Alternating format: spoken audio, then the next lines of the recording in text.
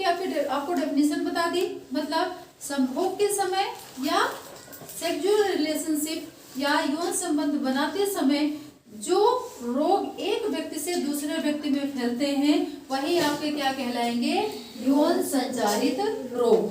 कितने प्रकार के होते हैं? पहला किसकी वजह से होता है, देखो जीवाणु, जीवाणु से, ठीक है।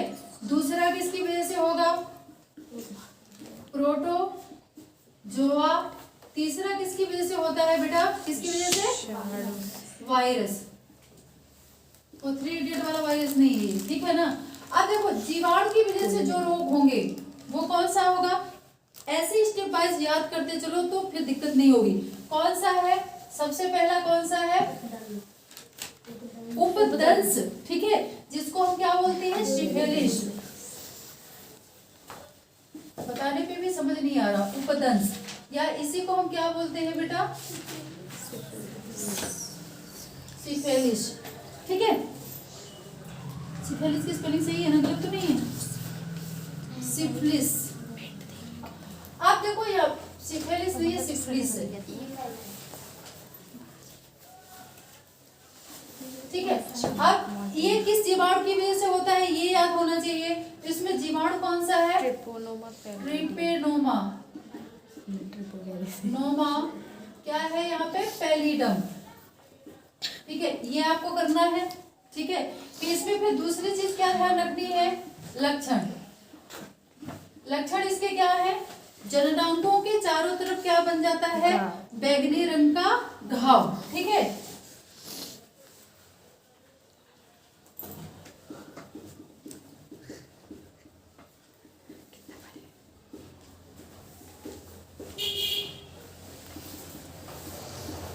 बैंगनी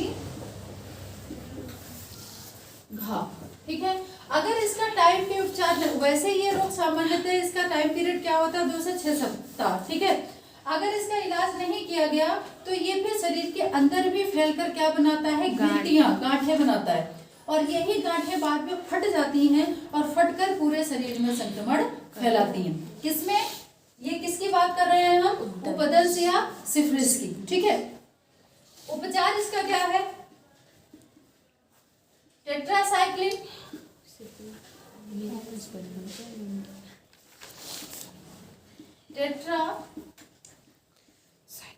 साइक्लिन या क्या है, पेनिसिलिन। देखो इतना क्लियर हो गया। दूसरा इसकी वजह से कौन सा रोग होता है बेटा, क्या है, गोनेरिया, यही है ना, सुजाक, गोनेरिया, या इसी को क्या बोलते हैं बेटा जी, सुजाक, ठीक है। अब इसमें जीवाणु कौन सा है ध्यान रखना है, ये एमसीक्यूज में भी क्वेश्चन पूछा जाता है कि ये जो रोग होता है ये किस जीवाणु की वजह से होता है। तो इसमें जीवाणु का नाम क्या है, निशेरिया, निशेरिया गोनेरी, ठीक है। अब निशेरिया गोनेरी, अब इसमें फिर किसमें आओगे, लक्षण में। देखो इसको छोटा करके लिखना है, ज्यादा डेप्थ में नहीं जाना है। अगर इस लेवल का, इस नंबर का क्वेश्चन आता है तो लिखना है, अगर नहीं आता तो ज्यादा डेप्थ में नहीं जाना है, ठीक है। अब इसके लक्षण में क्या है, ये स्त्री और पुरुष दोनों के मूत्र मार्ग में जलन पैदा करता है। सबसे पहले लक्षणों में स्त्री व पुरुष दोनों के मूत्र मार्ग में जलन पैदा करता है, इतना क्लियर है। आप देखो अगर इसका टाइम पे इलाज नहीं किया गया तो पुरुषों में ये रोग कहाँ तक फैल जाता है, प्रोस्टेट ग्रंथि और अधिवृषण तक, फिर इसका इलाज थोड़ा मुश्किल हो जाता है। लेकिन स्त्रियों में ये सिर्फ मूत्र मार्ग तक ही सीमित रहता है, ज्यादा इसका संक्रमण नहीं होता, ठीक है। अब मैक्सिमम स्त्रियां इसमें किसका काम करती हैं, वाहक का। उपचार क्या है, इसमें भी उपचार क्या है, पेनिसिलिन, ठीक है। उपचार में पेनिसिलिन, ठीक है। फिर तीसरा आपका जीवाणु की वजह से होने वाला रोग कौन सा है बेटा, कौन सा रोग है तीसरा, क्लेमाइडिया, क्लेमाइडिया, ठीक है। तो तीसरा आपको कौन सा हो गया, क्लेमाइडिया। कॉपी खोल लो और बताते रहो। क्लेमाइडिया, ठीक है। ये किसकी वजह से होता है, क्लेमाइडिया ट्राइको। जीवाणु कौन सा है इसमें, क्लेमाइडिया ट्राइकोमोटिस।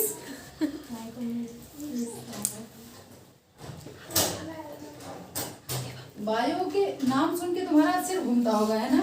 क्लेमाइडिया ट्राइकोमेटिस, ठीक है। अब इसके लक्षण क्या हैं, पुरुषों में यह क्या उत्पन्न करता है, अधिवृषण शोथ, ठीक है। मतलब ये इसका संक्रमण कहाँ फैलता है, अधिवृषण में, ठीक है। जहाँ पे शुक्राणु परिपक्व होता है वहां पे इसका संक्रमण फैलता है। स्त्रियों में जो स्त्री की गर्भाशय की ग्रीवा होती है, मतलब उसका जो द्वार होता है गर्भाशय का, उसको संक्रमित करने का काम ये करता है, ठीक है। इसका भी उपचार क्या है बेटा, टेट्रासाइक्लिन और पेनिसिलिन, ठीक है। इसका भी उपचार दोनों है। उपचार में क्या है,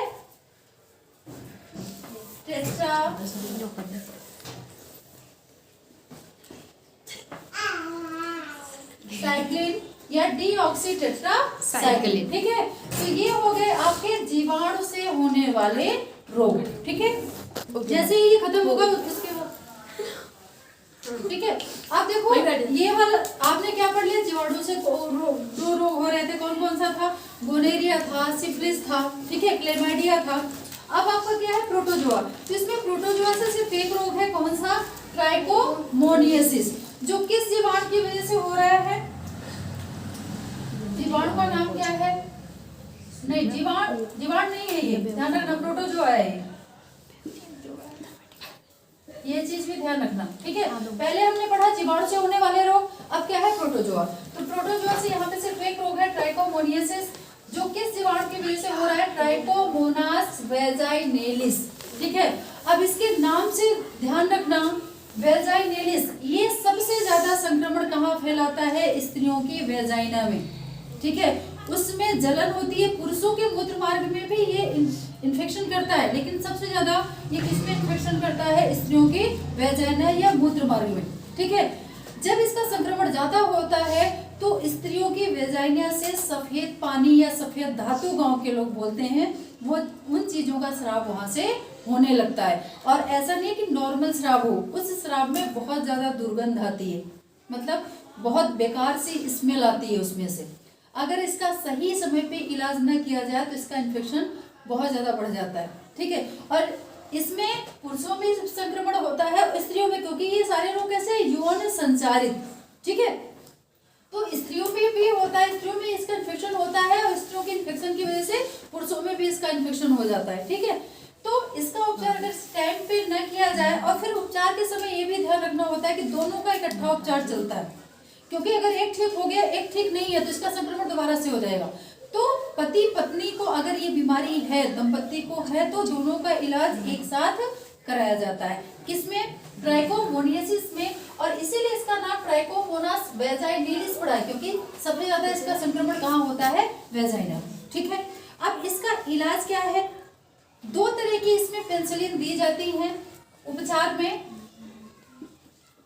सबसे पहले यहाँ पे लक्षण लिखोगे, बता दिया आपको लक्षण क्या होता है, स्त्री की वेजाइना में इन्फेक्शन होता है, मूत्र मार्ग में, पुरुषों के मूत्र मार्ग में भी इन्फेक्शन होता है, स्त्रियों की वेजाइना से सफेद रंग का पानी का स्राव होता है, जिससे बहुत ज्यादा दुर्गंध आती है। उपचार में क्या है, एक आपकी कौन सी है, ओरियोमाइसिन, इसका उपयोग किया जाता है, ओरियोमाइसिन, ओरियोमाइसिन। और दूसरा क्या है बेटा जी आपका, टेरामाइसिन, ठीक है। ये चीजें आपको याद रखनी है, क्योंकि इसमें स्पेसिफिक टॉपिक ही पूछेगा, ठीक है। आजकल ऐसे क्वेश्चन नहीं आते कि बस यौन संचारित रोगों को पूरा समझा दीजिए। अगर वो 1-2 नंबर का क्वेश्चन पूछेगा तो एमसीक्यूज के हिसाब से भी ये क्वेश्चन बहुत ज्यादा इंपॉर्टेंट है, और ये क्वेश्चन आते हैं एग्जाम में, ठीक है। आपका कॉम्पिटिटिव एग्जाम हो गया, बोर्ड का एग्जाम हो गया, उसमें ये चीजें पूछी जाती है, ठीक है। तो अब ये हो गया आपका प्रोटोजोआ से होने वाला रोग, ठीक है। अब हम आते हैं किससे, वायरस से होने वाला रोग, ठीक है। तो यहाँ पे आपका तीसरा कौन सा है, वायरस से होने वाले यौन संचारित रोग। ठीक है, अगर आपका वायरस से होने वाला रोग, तो वायरस से होने वाले रोग में जो रोग किसकी वजह से होते हैं, विषाणु या वायरस से, वो क्या कहलाते हैं, वायरस से होने वाले रोग। उसमें सबसे पहला है हर्पीज रोग।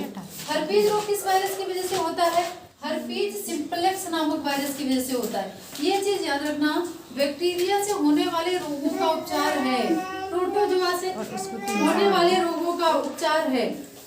तो इसकी वजह से होते हैं, प्रोटोजोआ की वजह से, वायरस की वजह से होने वाले रोगों का उपचार जल्दी संभव नहीं हो पाता। ये चीजें आपने इसमें भी देखी होंगी, जो आपका ये कोरोना चला ना, तो कोरोना के टीके बनाने में कितनी ज्यादा मेहनत लगी, क्योंकि कोरोना के टीके इतनी आसानी से तैयार नहीं होते, उनको तैयार होने में 10 से 15 या 20 साल भी लग जाता है। ठीक है, तो वायरस से जो बीमारियां होती हैं उनका उपचार जल्दी संभव नहीं हो पाता। तो ये जो आपका हर्पीज रोग है, हर्पीज रोग लक्षण क्या है इसके, जनन अंगों में सूजन, मूत्र मार्ग में जलन, चेहरे व मुंह पे घाव बन जाता है और उन घावों में बहुत ज्यादा दर्द रहता है। ठीक है, उपचार में इसका कोई निश्चित उपचार नहीं है। ठीक है, बचाव ही इसका क्या है, उपचार है। संभोग या यौन संबंध बनाते समय इसका बचाव ही या संयम ही इसका मुख्य क्या होता है, उपचार। समझ में आ गई बात बच्चे। इसके बाद दूसरा है आपका जननांगों के मस्से। ठीक है, तो जननांगों के मस्से, जो जनन अंग होता है उसमें क्या हो जाता है, मस्सा टाइप का बन जाता है। ठीक है, तीसरा है आपका एड्स, चौथा है आपका हेपेटाइटिस। ठीक है, ये चारों रोग किसकी वजह से होते हैं बेटा, वायरस की वजह से। एड्स आपको पता है इसका फुल फॉर्म क्या है, एक्वायर्ड इम्यूनोडेफिशिएंसी सिंड्रोम। किस वायरस की वजह से होता है, HIV या रेट्रोवायरस की वजह से। ठीक है, HIV मतलब ह्यूमन इम्यूनो वायरस। ये सबसे ज्यादा नुकसान किसको पहुंचाता है वायरस, हमारी प्रतिरक्षा प्रणाली को। हमारी प्रतिरक्षा प्रणाली को ये पूरी तरह से नष्ट कर देता है। हमारे शरीर की रोगों से जो लड़ने की क्षमता है वो पूरी तरह से खत्म हो जाती है। एड्स के रोगी की मृत्यु क्यों होती है, डेथ की वजह यही है कि जब हमारे शरीर की प्रतिरक्षा प्रणाली खत्म हो जाती है तो हमें सारी बीमारियां लग जाती हैं, सर्दी, जुकाम, बुखार, घाव, फुंसी, फोड़े, सब कुछ। क्योंकि इन सब रोगों के वायरस या बैक्टीरिया हवा में हैं। हमारी प्रतिरक्षा प्रणाली ही हमें इन चीजों से डेली बचाती है। आप ये देखो, हमारे शरीर का कोई अंग जो खुला है, जैसे नाक है, मुंह है, ठीक है, कान है, तो इसमें श्लेष्म पाया जाता है, ताकि अगर कोई, और रोए पाए जाते हैं, मुंह में नहीं पाए जाते, नाक में होते हैं। ठीक है, अगर यहाँ से हम सांस लें और उनमें कोई वायरस, बैक्टीरिया, धूल के कण उसके थ्रू हमारे शरीर के अंदर जा रहे हैं, तो ये जो श्लेष्म होता है उसको चिपका देता है वहीं पे। जो ये रोएं होती हैं इसको रोकने का काम करते हैं, ताकि ये हमारे शरीर के अंदर ना जा पाए। फिर भी हमारे शरीर के अंदर अगर चले गए तो वहाँ पे हमारी WBC होती है, मोनोसाइट्स होती हैं, न्यूट्रोफिल्स होती हैं WBC के अंदर। ये उनको क्या करती हैं, मारने का काम करती है। ये हमारी क्या कहलाती है, प्रतिरक्षा प्रणाली। इसी को क्या बोलते हैं, इम्यून सिस्टम। ठीक है, तो ये एड्स में ये पूरी तरह से हमारी जो प्रतिरक्षा प्रणाली है उन्हीं पे ये वायरस अटैक करता है और उसको पूरी तरह से खत्म कर देगा। जब खत्म कर देगा तो सारी बीमारियां हो जाएंगी और धीरे धीरे धीरे करके इंसान की डेथ हो जाती है। ठीक है, फिर है हेपेटाइटिस। ठीक है, हेपेटाइटिस में क्या होता है,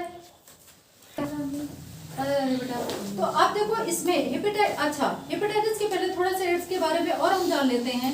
इसका लक्षण क्या है, लक्षण यही है कि मतलब धीरे धीरे सारी बीमारियां इंसान को होने लगती हैं और इसका कोई भी उपचार उन पे काम नहीं आता। ठीक है, वीडियो बन रही थी, क्या हो गया, वीडियो बन रही थी, बंद थी वो, नहीं चालू है, कोई बात नहीं। ठीक है, तो इसमें कोई भी मतलब उपचार काम नहीं आता। अब इसमें इसका बचाव क्या है, सबसे देखो, यौन संबंध बनाते समय सावधानी बरतनी, एक से एक या अधिक व्यक्तियों से यौन संबंध नहीं बनाना, और जो सुई वगैरह लगाई जाती है, इंजेक्शन वगैरह यूज किए जाते हैं, इस चीज का ध्यान रखना कि किसी को लगी हुई इंजेक्शन या सुई दूसरे व्यक्ति को यूज ना की जाए। तीसरी चीज क्या है कि जैसे किसी को ब्लड वगैरह चढ़ता है तो इस चीज का ध्यान रखना कि मतलब जब किसी से रक्त ले रहे हैं या ब्लड ले रहे हैं, कोई दान कर रहा है ब्लड को, तो इस चीज का वहाँ पे ध्यान रखना कि कोई भी व्यक्ति इस चीज से संक्रमित ना हो, क्योंकि ये अगर संक्रमित रक्त ब्लड बैंक में होगा या हम किसी को दे रहे हैं, वही ब्लड अगर किसी दूसरे को चढ़ेगा तो उस पर भी इस चीज का संक्रमण हो जाएगा। तो इन चीजों का इसमें विशेष ध्यान रखा जाता है जिससे ये बीमारी नहीं फैलती। ठीक है, अब आता है आपका हेपेटाइटिस। हेपेटाइटिस बी जो होता है वो ज्यादा घातक होता है। हेपेटाइटिस में मुख्यतः हमारे लीवर में संक्रमण होता है। हमारा लीवर धीरे धीरे काम करना बंद कर देता है और जब अधिक ज्यादा इसका संक्रमण हो जाता है तो फिर बहुत तेज बुखार आता है और इस बुखार को क्या बोला जाता है, पीत ज्वर या जॉन्डिस बोला जाता है। ठीक है, इसका भी उपचार वही है, अगर इसका बचाव कर लिया जाए तो बचाव ही इसका क्या होता है, उपचार। बाकी जितनी भी वायरस से होने वाली बीमारियां हैं बेटा जी, उनका अभी तक कोई निश्चित, सभी बीमारियों का टीका भी उपलब्ध नहीं हो पाया, कुछ ही बीमारियों का हो पाया है और इनका कोई निश्चित इलाज नहीं है।